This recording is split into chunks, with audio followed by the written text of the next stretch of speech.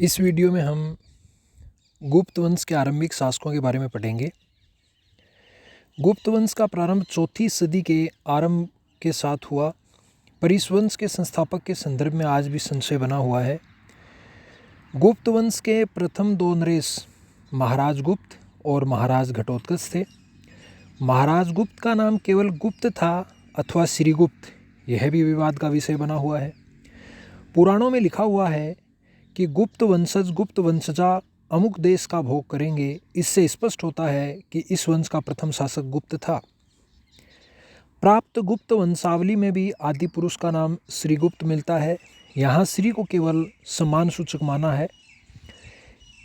चीनी यात्री इत्सिंग ने अपने यात्रा विवरण में लिखा है कि 500 वर्ष पूर्व चिली कीतो नाम के एक राजा ने मृग शिखावन के समीप एक मंदिर का अर्थ यहाँ चैत्य समझें, एक चैत्य चीनी यात्रियों के लिए बनवाया था और उसके खर्च के लिए 24 गांव दान में दिए थे।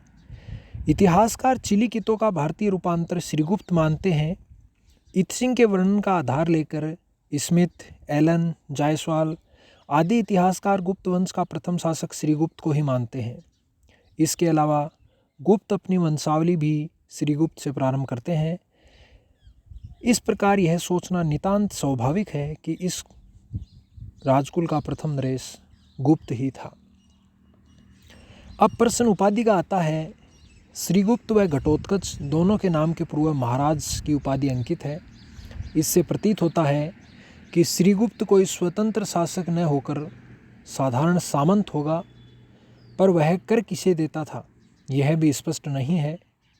इसके प्रत्युत्तर में राखालदास बनर्जी ने अपना मत प्रतिपादित किया कि श्रीगुप्त और घटोत्कच दोनों ही कुषाणों को कर देते थे, पर बनर्जी का यह कथन न्याय संगत प्रतीत नहीं होता है, क्योंकि कुषाणों का पतन तो गुप्तों के उदय के बहुत पहले ही हो गया था। केपी जायसवाल ने भारसीयों को दोनों गुप्त नरेशों का अधिपति माना है, परंतु इसमें भी सच्चाई नज़र नहीं आती।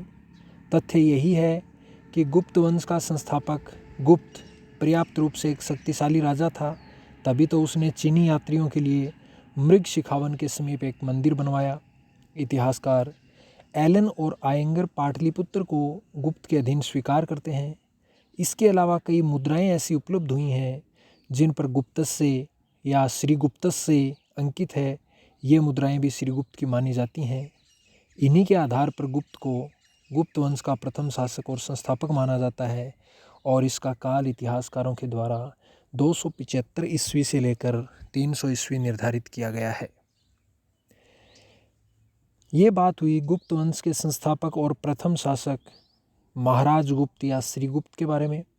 इसके बाद गुप्त वंश के दूसरे शासक की चर्चा करते हैं।